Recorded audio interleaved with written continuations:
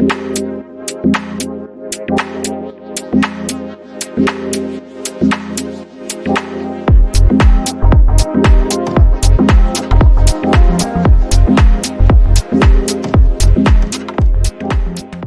Sophie, déjà merci de prendre le temps de discuter avec moi aujourd'hui. Je vais te laisser te présenter rapidement et je te poserai des petites questions un peu plus précises par la suite. Moi c'est Sophie, j'étais la promo 2018 si je me trompe pas et j'ai fait un master ingénierie d'affaires sur le campus de Toulon. J'ai fait ma licence 1, mon master 1, mon master 2 à Toulon.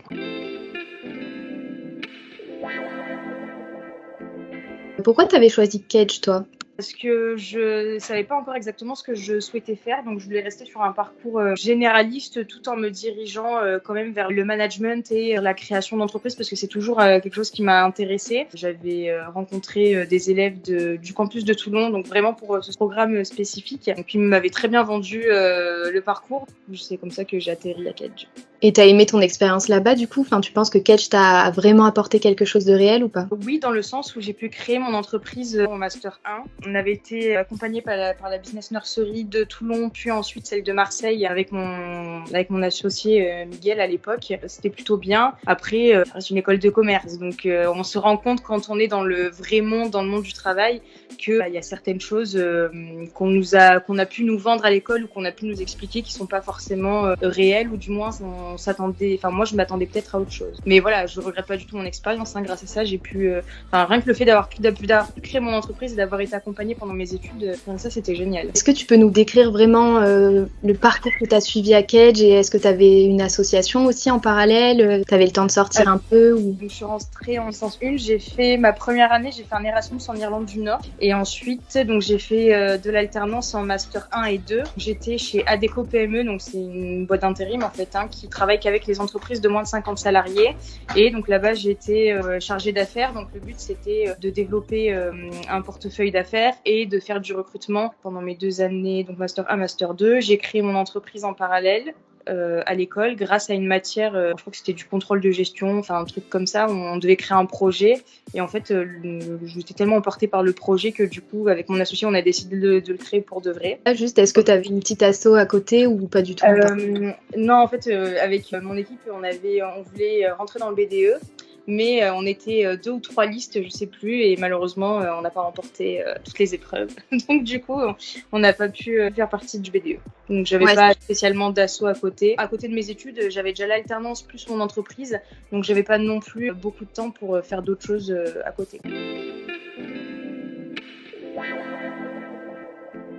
Est-ce que maintenant, tu pourrais nous parler un peu du métier que tu occupes actuellement, qui est quand même vachement différent de ce que tu faisais aussi à Kedge et pourquoi ce choix-là ? Aujourd'hui, je suis dans l'armée de l'air et de l'espace. Je suis officier. Alors, c'est difficile d'expliquer avec des termes que tout le monde puisse comprendre, du moins. Donc là, en fait, je travaille au bureau recrutement. Donc, c'est une division qui fait partie de la direction des ressources humaines de l'armée de l'air. Je suis dans une section qui s'occupe de toute la partie partenariat avec les job boards. Donc, en fait, j'ai un budget à l'année et je m'occupe de toute la stratégie de multidiffusion des annonces. Donc il y a beaucoup de gestion de projet parce que quand je suis arrivée, il y avait quasiment rien de fait, il n'y avait pas de multidiffusion d'annonces, on faisait tout à la main, donc sur les job boards, on devait créer toutes les annonces sur Indeed, par exemple sur Météo Job, etc. Donc c'était très très fastidieux.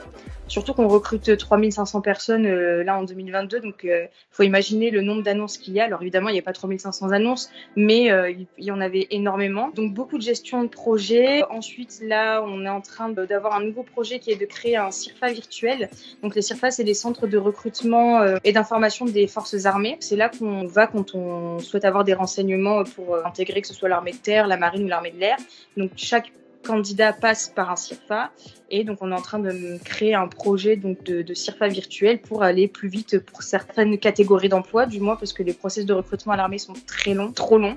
Donc on essaie de travailler là-dessus. Beaucoup de gestion de projet en recrutement. Donc je fais pas du recrutement moi pur, mais je travaille sur les stratégies de recrutement. Ça a l'air super intéressant. C'est vrai que c'est loin de l'univers de Kedge. Alors c'est loin de l'univers de Kedge et aujourd'hui en tant qu'officier là je manage une équipe de 3 personnes. Peut-être 2 en plus, on a demandé, on va voir si on va avoir les droits. Je gère un budget de plus de 800 000 € à moi toute seule, mais jamais dans le civil j'aurais pu avoir des telles responsabilités dès le départ. Donc toi, tu savais pas de base que tu voulais faire ça? Pas du tout. Quand je suis sortie de Kedge, j'ai fait comme beaucoup de personnes de ma promo.